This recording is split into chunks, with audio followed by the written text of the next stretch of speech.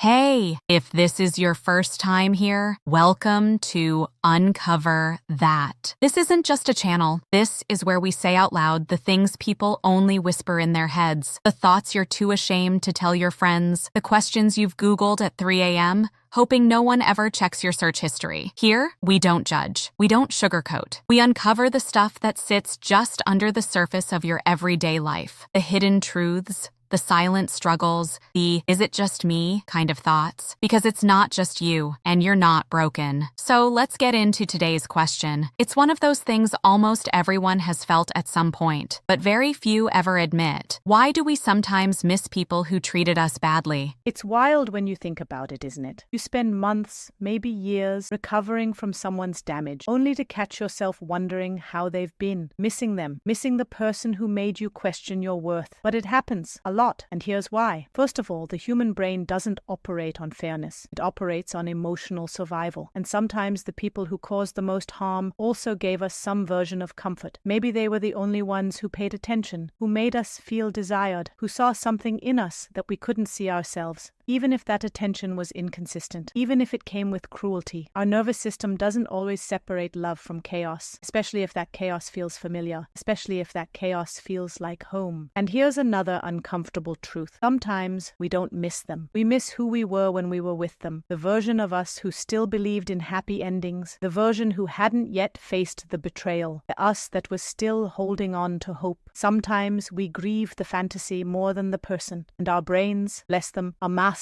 at romanticizing the past and forgetting the pain, especially when we're lonely. And there's guilt too, isn't there? You wonder if you should be over it by now. You judge yourself for thinking about someone who made you cry. But healing isn't linear. It's messy. You can outgrow someone and still remember the way they smelled. You can move on and still hear their voice in your head some nights. That doesn't make you weak. That makes you real. What matters most is what you do with that missing. Do you call them? Do you go back? Or do you sit with the ache, name it for what it is, and choose yourself anyway? Because you deserve more than someone who made you question your value. You deserve consistency, safety, real love, and most of all, you deserve peace. So next time you miss them, remind yourself, you're not craving the person. You're craving the feeling you thought they could give you. And that feeling, you can build it on your own with people who actually see you without the pain. Now, that's the receiving end of the story. But what if the roles were reversed? What if you were the one who caused the pain? What if you're the one who hurt someone, and now you can't live with the guilt? That's where we're going next. Don't go anywhere. All right, let's sit with something even harder now. What if you're the one who hurt someone else? What if you said something you can't unsay, did something you can't undo, and now you lie awake at night wondering if you're a terrible person? You see, most people talk about being hurt. Few ever talk about being the one who did the hurting, because it's shameful, it's heavy, it eats at your insides in silence, and there's no applause for holding yourself accountable. There's no sympathy for the one who caused the damage. But let's be real for a moment. Being the bad guy in someone else's story doesn't mean you're evil. It means you're human, and that at some point you acted from a place of fear, ignorance, weakness, or your own unhealed pain. Now, does that excuse what you did? But it explains it. And understanding is the first step toward repair. So the real question becomes, can you forgive yourself for something that's already done? And let's not pretend forgiveness is easy. You can say, "I'm sorry," 100 times, but what you really want is to erase it, right? You want to go back in time, choose different words, take a different path, but life doesn't hand us a rewind button. It only offers us mirrors, and the mirror asks, who are you now? What have you learned? What would you do differently next time? Because real self-forgiveness doesn't come from forgetting. It comes from facing it completely, owning it, without excuses, without blame, and then slowly proving to yourself that you're no longer that same version of you. Some people won't forgive you. Some people will walk away. And you know what? That's their right. Healing doesn't always come with a reunion, but you still have to live with yourself. And that's the relationship you'll carry to the end. So if you've hurt someone, apologize if you can. Make amends if they'll let you. But most importantly, change. Not for them, for you. Because guilt is meant to wake us up, not punish us forever. And if you're feeling it, that means your soul is still alive. It means you care. That's where the work begins. But now I want to flip this entire thing on its head.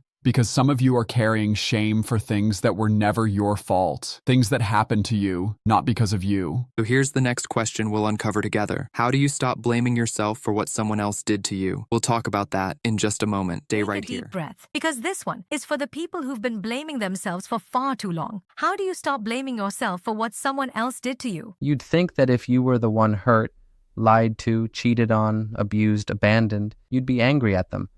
But so many of us, we turn it inward. We say things like, I should have known better. I must have provoked it. Maybe I wasn't enough. And that voice inside your head doesn't sound cruel. It sounds reasonable. It pretends it's trying to protect you. If I find what I did wrong, maybe I can stop it from ever happening again. But here's the truth. When you were a child and someone yelled at you, neglected you, touched you in ways no one should, you didn't think, they're broken. You thought, I must have deserved this. That's what kids do. They don't blame their caregivers. They blame themselves. Because it's safer. Because if you were the problem, maybe there's still a chance to fix it. And for some of us, we never grew out of that. So even now, as adults, we carry that same script into our relationships. When someone treats us badly, we ask what we did wrong. When someone leaves, we ask why we weren't enough. When someone violates us, we question if we led them on, or stayed too long, or missed the red flags. Let me tell you something clearly. What someone chose to do to you is not your responsibility. Their wounds, their rage, their betrayal was never yours to carry. You may have stayed too long, yes, but that doesn't make you the abuser. That makes you loyal. You may have ignored the signs. That doesn't make you stupid.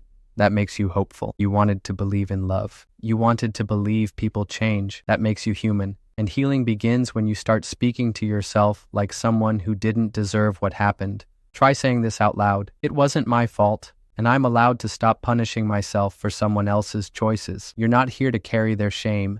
You're here to set it down. You're here to heal. But healing isn't just about letting go of pain. It's also about reclaiming power. So next, we're going to talk about something even deeper. What happens when you finally start setting boundaries, but people call you selfish for it? That's coming next. Stay Let's close. go deeper, because healing doesn't just mean crying it out or writing in a journal. At some point, healing demands a boundary. And when you finally start setting those boundaries, after years of being walked on, overlooked, manipulated, something strange happens. People start calling you the problem. So let's ask the next hard question. What happens when you finally set boundaries, but people call you selfish for it? Let me tell you what that really means. It means you've changed the rules of a game they were winning. It means you stopped bleeding for people who never once offered you a bandage. It means you're no longer available for emotional labor that only benefits them. And they don't like that. Because for some people, your silence was convenient. Your forgiveness was unlimited. Your time, your body, your energy, always up for grabs. So the moment you say no, even softly, suddenly you're cold, distant, not like you used to be. But here's the truth. Setting boundaries doesn't make you selfish. It makes you self-respecting. And that's terrifying to people who only knew how to relate to you when you had none. They say, you've changed. And you know what? Yes, you have. You're not the person who keeps abandoning yourself to keep the peace. You're not the person who agrees just to avoid the argument. You're not the person who gives everything, hoping they'll finally see your worth. You are becoming someone who protects their peace, who no longer explains themselves to those committed to misunderstanding, who is learning, slowly, painfully, beautifully, that you can be kind and firm, loving and unavailable, compassionate and done. And if someone calls that selfish, let them. Let them think you're difficult. You don't owe softness to people who benefit from your silence. So next time someone guilt trips you for choosing yourself, remember this. People who truly love you will celebrate your boundaries, not resent them. And speaking of guilt, next, we're going to talk about the kind that stays even after you've made the right choice. The guilt that whispers, maybe you overreacted, maybe you're too much. What if the guilt doesn't go away, even when you know you did what was best for you? We're not done. That's next. Stay Now with we've me. come to one of the hardest parts of the healing process. You did everything right. You walked away from what was hurting you. You stood up for yourself. You set the boundary. spoke your truth, chose peace over chaos. So, why do you still feel guilty? Let's sit with that, because guilt is sneaky. It wears disguises. Sometimes it looks like regret. Sometimes it sounds like self-doubt. Sometimes it's just the echo of old conditioning telling you, if they're upset, you must have done something wrong. Especially if you grew up around emotional manipulation or had to earn your worth by people-pleasing. Guilt becomes a default reaction, not because you did something bad, but because you're not used to choosing you. And when you're finally no longer available for being used, dismissed, or drained, there's an emptiness, a quiet. And in that silence, guilt rushes in and says, did you really have to end it like that? Couldn't you have tried harder? Maybe they weren't that bad. That's not truth. That's conditioning. That's your inner child, terrified of losing love. Because once upon a time, survival meant keeping everyone else comfortable, even if it cost you yourself. But here's what you need to know now. You are allowed to make choices that others don't understand. You are allowed to protect your peace even if it disappoints people. You are allowed to choose you, even when it's uncomfortable. And the guilt? It's not proof you were wrong. It's just proof that you're growing. Growth often feels like guilt in the beginning because it's unfamiliar. But keep going. You're not selfish. You're not heartless. You're healing. And that is brave. So if no one has told you this lately, I'm proud of you. For asking the hard questions, for sitting with the answers, for staying present when it would have been easier to numb out. Thank you for showing up for yourself, for this community, and remember, Uncover. That is here for all the parts of you, the messy, the healing, the confused, the courageous. We're not here to fix you. We're here to uncover what was always there, your voice, your power, your truth. Until next time, take care of your mind, your heart, and your boundaries. We'll see you in the next one.